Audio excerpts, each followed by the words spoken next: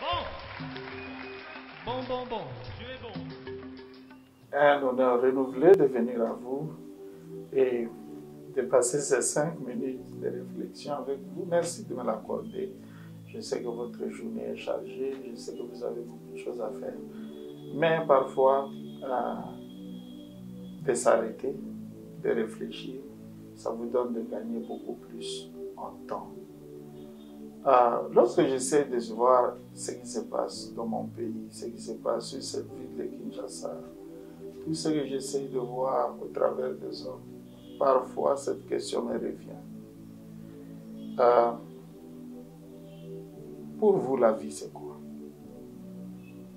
Eh bien, de la manière dont beaucoup de gens vivent leur vie, il me semble que pour bien des personnes, la vie est un jeu.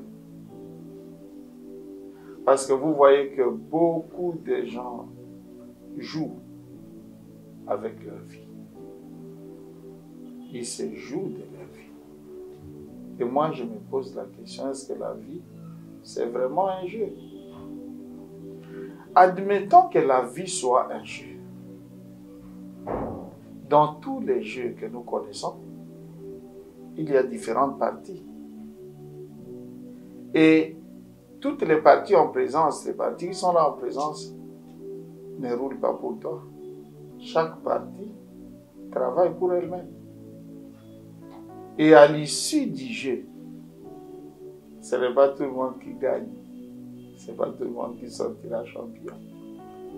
Si tu penses que tu es dans un jeu, que ta vie est un jeu, il faut aussi peut-être se demander, je serai le champion dans ce jeu-là.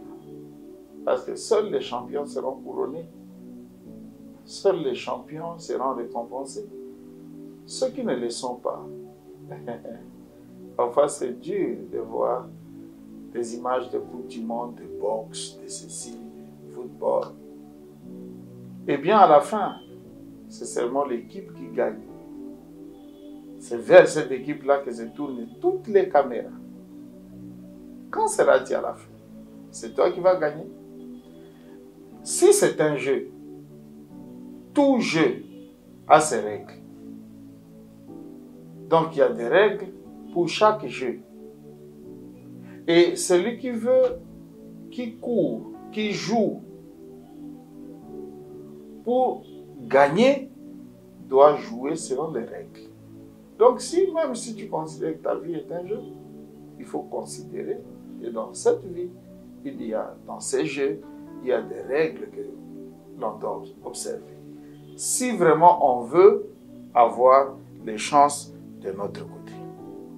Autre chose que je voulais ajouter, c'est que tu ne peux pas gagner la partie sans discipline. Vous savez, les sports de haut niveau, les jeux à haut niveau, ça exige une très grande discipline. Je connais un grand joueur comme Ronaldinho. Je ne sais pas si c'est très peu de gens, de joueurs pouvaient jouer comme cet homme. Mais ce qu'il a écarté, c'est l'indiscipline. C'était un garçon indiscipliné. Il n'a pas pu aller loin. Chez nous ici, à Kinshasa, je connais un jeune homme qui nous avait fait vibrer ici et tout. Mais ce jeune homme n'est pas allé loin parce qu'il était sans discipline. Si tu veux vraiment que cette partie se joue pour toi, il vaut mieux, pour tous les moins, avoir une discipline dans cette vie. Quelles sont les disciplines que tu observes pour s'assurer que la partie va se jouer en ta faveur? Bien-aimé, si aujourd'hui je voudrais te porter à réfléchir sur ta vie, et si même je pourrais être porté à me convenir avec toi que la vie est un jeu, ce que je voudrais, que ce jeu se joue pour toi. Et qu'à la fin, que ce soit toi qui sois le champion. Parce que voyez-vous, la Bible dit, on dit assez souvent, excusez-moi, fois la Bible revient, et on dit malheur au vaincu.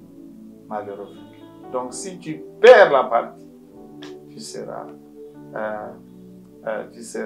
malheureux. Que Dieu te